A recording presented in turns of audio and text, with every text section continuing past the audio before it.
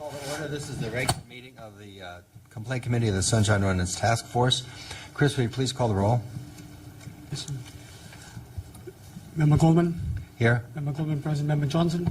Aye. Member Johnson present. Member Knebber? Here. Member Knebber present. Mr. Chairman, there is a quorum. Thank you. Any agenda changes? Chris or members? Yeah, no agenda changes. Will you call the first item, please? On item number 1 is approval of minutes of January 13, 2008. Members, any changes to the minutes? I didn't see it. I move we approve the minutes as is. I'll second that. Okay. Is there public comment on the minutes from last meeting? Seeing none. Will you call the roll, please? On the roll, Member Goldman? Aye. Member Goldman, aye. Member Johnson? Aye. Member Johnson, aye. Member Knebber? Aye. Member Knebber, aye. Mr. Chair, there are 3 ayes. Thank you. Will you call the next item, please? Item number 2 is the determination of jurisdiction on complaint filed by Anonymous against the City Attorney's Office and DCA Matt Dorsey for incomplete responses, non-responsive information, and failure to comply on a timely basis. Is the complainant here? Yes, I am. Would you please state your case? This complaint is regarding a request, an immediate disclosure request filed against the City Attorney's Office for information regarding Deputy City Attorney Ernest Lorente.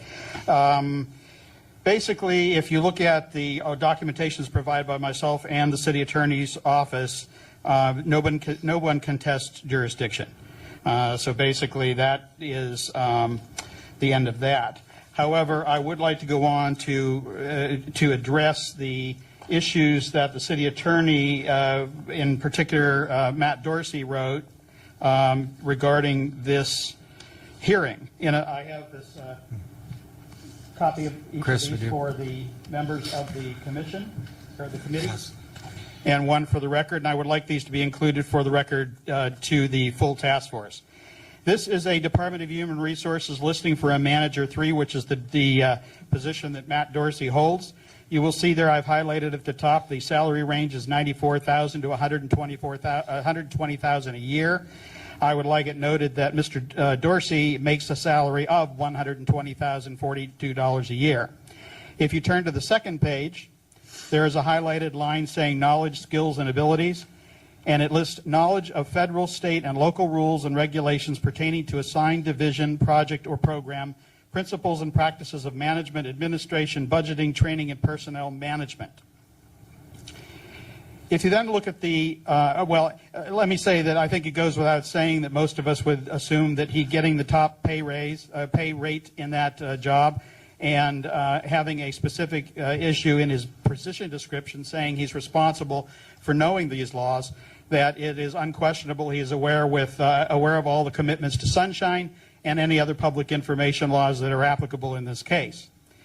Now, what he does state in here is several things. On the second page of his letter, he says, in reviewing the attachments to this complaint, it appears that the complainant is saying that one of the link which this office identified in response to the public records request could not be opened, and then he commits to reviewing the matter and getting back to me, which he did not do.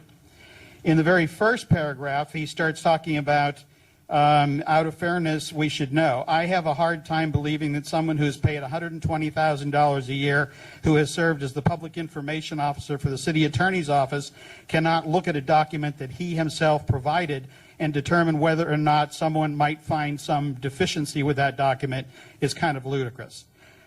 Basically, I have had several interchanges. I sent a number of emails to which he was non-responsive. He claimed that one of those emails in this letter he said he never got. I identified that he identified that article and did not follow up as he committed to.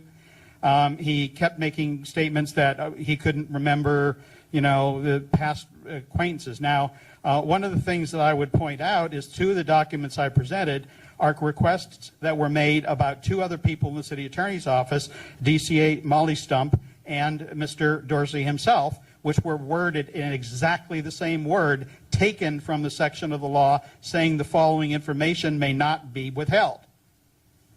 And for him to come in and then make the claim that he doesn't understand why I would find these less than responsive is, I think, disingenuous. He would have to answer as to why that is. I think Mr. Dorsey is fully aware of the requirements of the law, not only the letter of the law, but the intention of the law. And he made willful decisions to give certain information which he would know by his experience were not responsive, and other information he would give out parsimoniously, deciding to give information and withhold other information. And I think if he needs to have some information on that, he should look at the 2 documents that I submitted as part of this record, which were requests I made in 2007, which were given within the time frame. And I did not contest in any way because the information was forthcoming and it was everything that I could expect. And I think the only reason that this is being done today is to try to figure out what it is I'm going to present to the full task force. In other words, they can somehow figure out how they can counter it in some other way. And his other request here, which he takes a long time talking about, in that this should not be an anonymous complaint. The law specifically says that if a person chooses to remain anonymous, they may do so as long as they provide a contact address, and that has been done. And so I would look at the rest of this as being, I don't know what his purpose is. I guess that will be up to the gentleman who presents the city attorney's side to answer that question.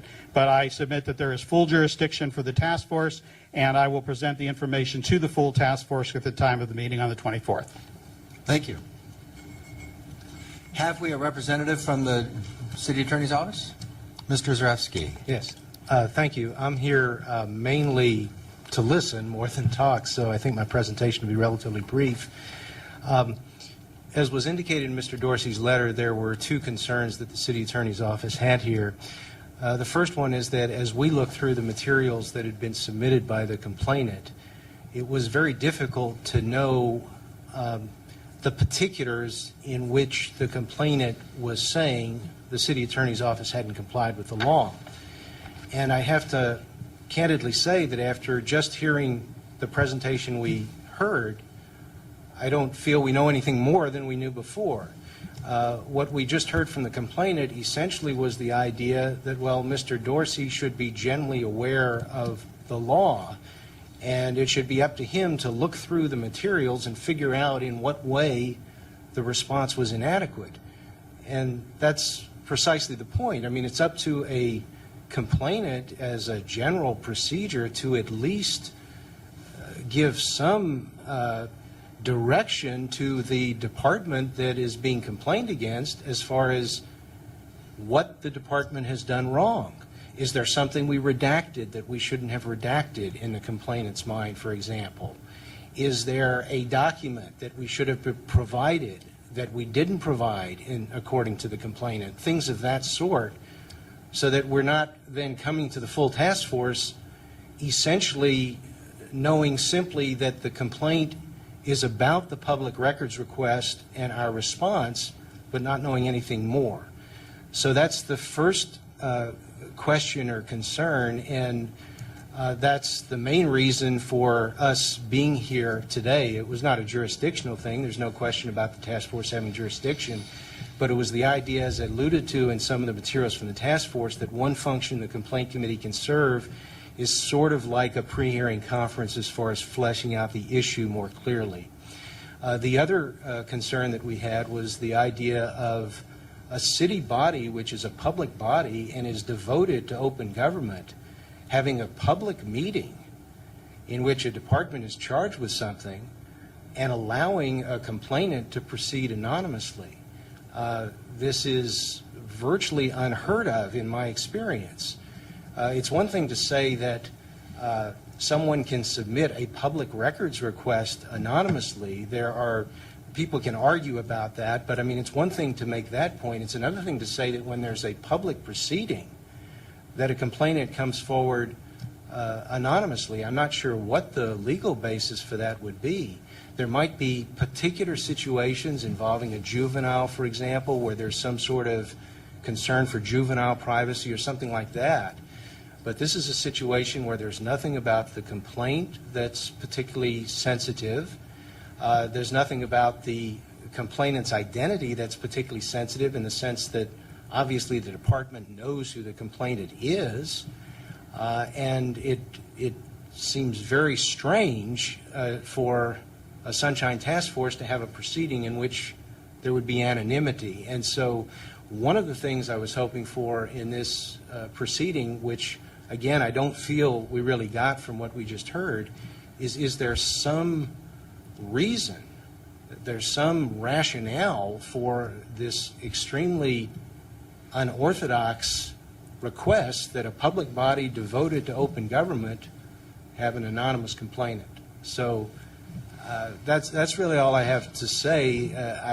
I'm not sure really that the concerns that were raised in the Dorsey letter, the two that I've alluded to here, have really been addressed by what we just heard.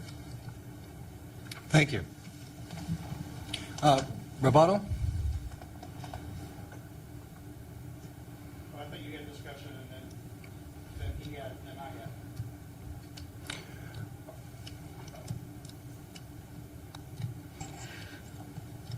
Again, I'm reiterating what the Sunshine Law says. The Sunshine Law says it can be anonymous if the person chooses to remain anonymous.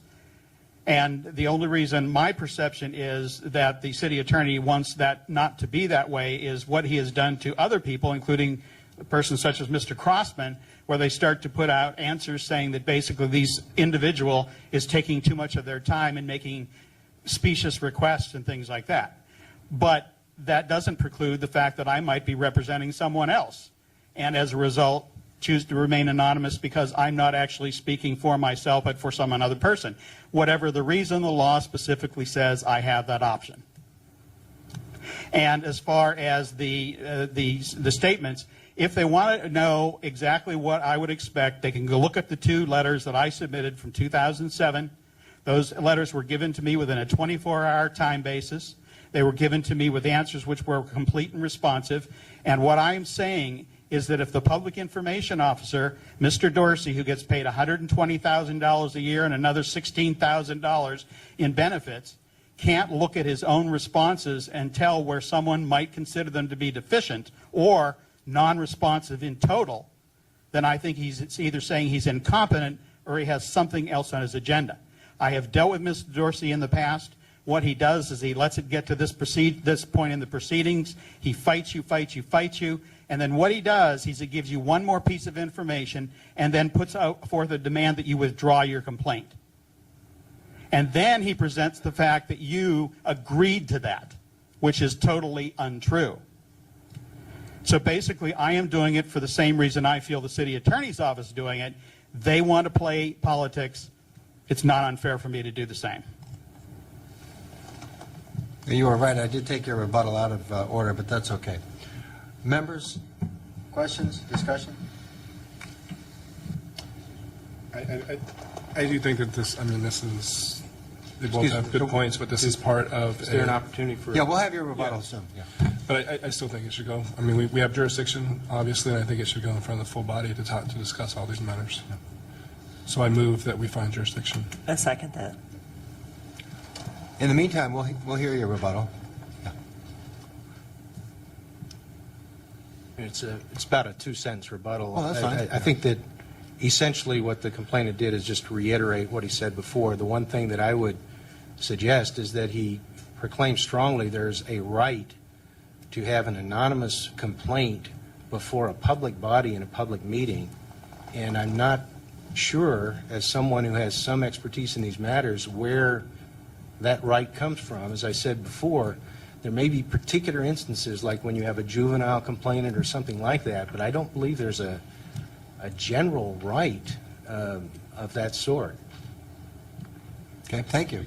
Appreciate the info. Chris, would you call the question, please? Oh, wait. You have public comment? Public comment. Hi, Kimo Crossman. A couple of things. I do recommend that you find jurisdiction on this. And I would say that there is certainly a provision in the federal constitution for anonymous free speech. And I think that's probably what has informed the task force in the past and allowed them to accept anonymous complaints. I can tell you, as someone who has used the task force services in the past, that there is retribution to people who use the task force services. I can show you multiple disparaging letters from Mr. Dorsey, the city attorney's office, which Mr. Zareski represents, slandering me and libeling me and so forth, and press accounts and so forth. So I think there is actually quite a public interest in supporting the ability for people, to, if they choose, to be anonymous, because there is certainly a potential for retribution, as I can tell you happened with me in many occasions. Additionally, in fact, a letter was sent to all the supervisors about my requests at one point by the city attorney's office, claiming things that were not correct.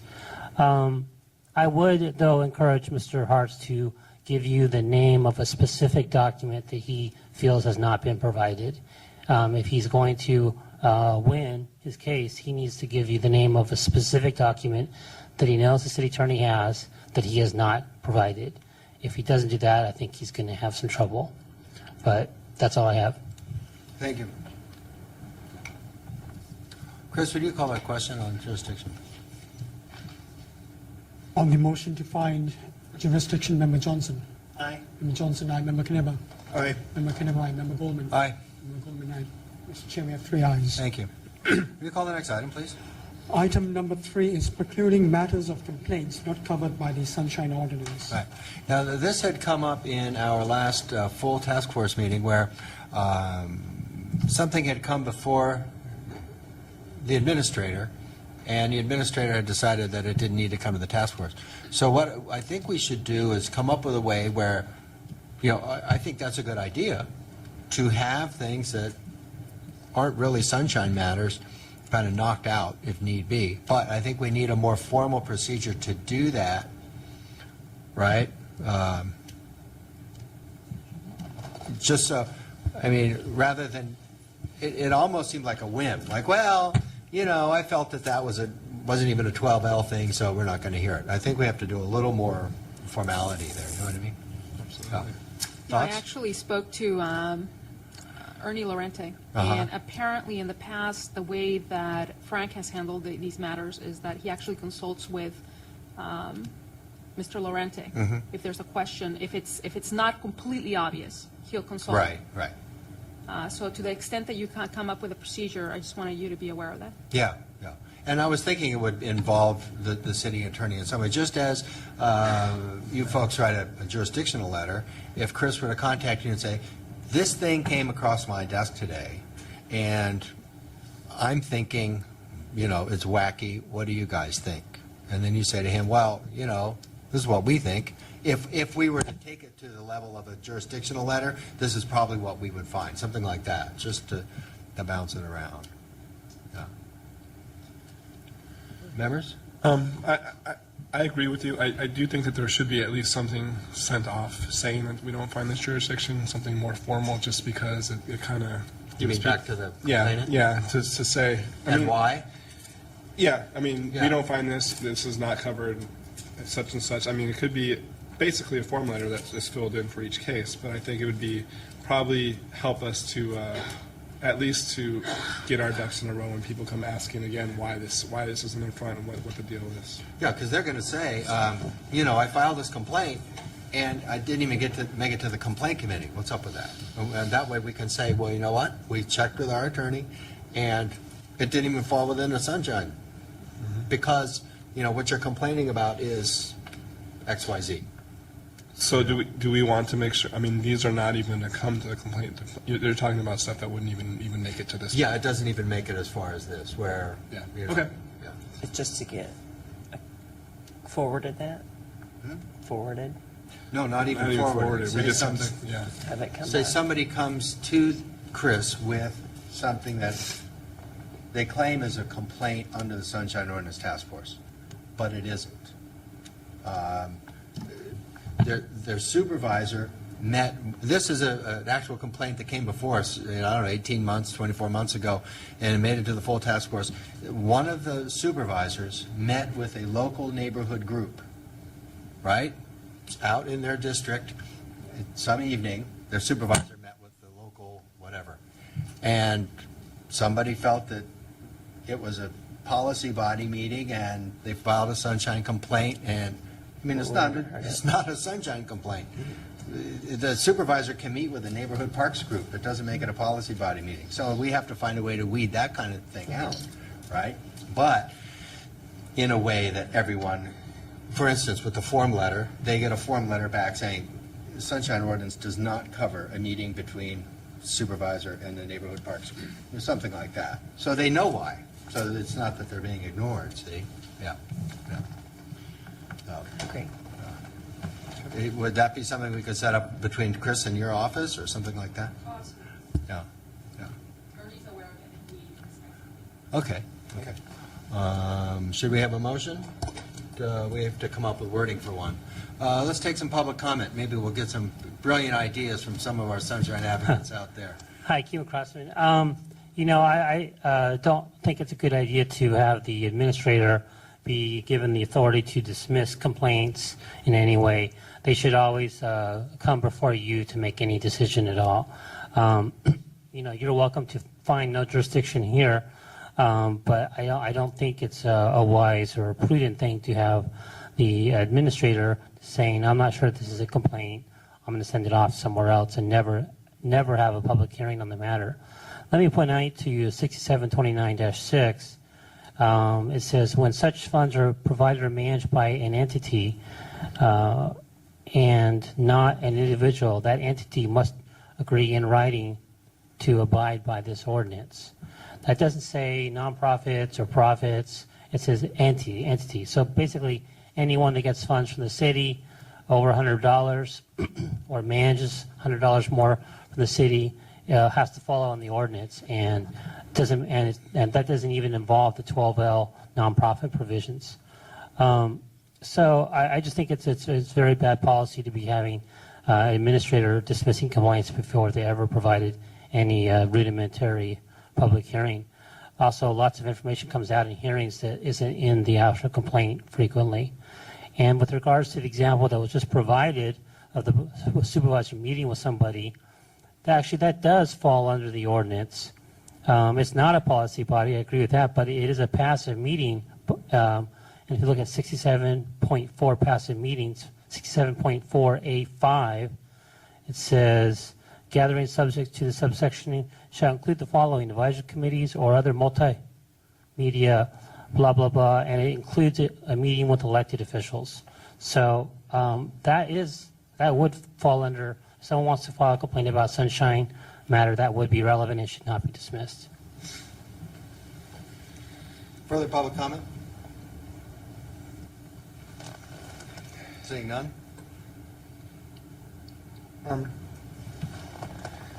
I'm actually having second thoughts about this too. I do kind of see some of the vision, or let's say wiseness or knowledge in trying to having complaints come before us, and us like not just being dismissed out of hand. I just kind of think that if for nothing else, as a policy, people get their moment. I mean, that's what this body is for. This committee is for. So I don't know. What do you guys think? We just have them come with the complaint and tell them they don't have jurisdiction. Yeah. That would just be to take every complaint. Pretty much. So what if we have a motion, something about, let's see. Well, I move that we have all complaints brought before the complaints committee to find jurisdiction. I mean, basically, without being dismissed out of hand. Second that motion. Call the question. The motion is to bring every complaint before the complaint committee for jurisdiction. Member Johnson. Aye. Member Johnson, aye. Member Knaber. Aye. Member Knaber, aye. Member Goldman. Aye. Member Goldman. Mr. Chair, we have 3 ayes. Very good. So we'll probably have to come up with some sort of form also to give if we No, find. I mean, we have plenty of forms. Okay. Yeah, it's just that if somebody files a complaint, just move it along. Yeah, even if you don't think it's something that's in our jurisdiction, just bring it anyway, right? And then we'll go from there. Yeah. Very good. Can you call the next item, please? Item number 4 is the administrator's report. All I have right now is we have, I think, 5 cases that are coming up before the full task force on the 24th.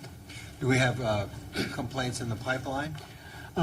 We have 2 complaints, The O'Flynn matter, and what else? and there's one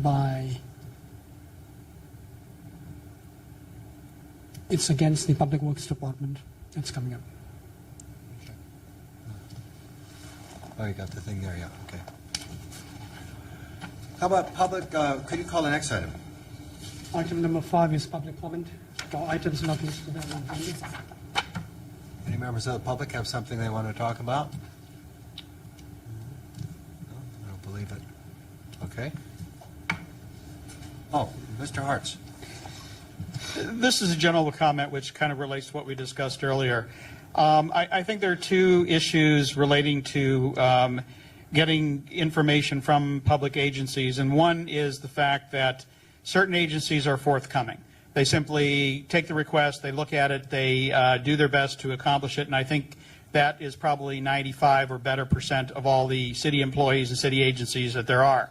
There are others who are quite aware of information that they do not want to give out and go to great lengths to not only not give that information, but to tie up the resources, and then they will complain that the person who made the complaint trying to get the document is the one that's tying up the resources when it's actually them. Basically, I think what needs to be done is an example needs to be set where city officials cannot bring forward a complaint that or a defense that says, I wasn't aware that that was the law, when they sign an ethics statement each year saying, I know this is the law. Right. And that's essentially what, unfortunately, in some cases, they do.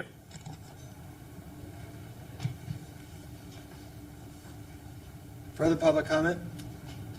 For items not listed on the agenda. I'm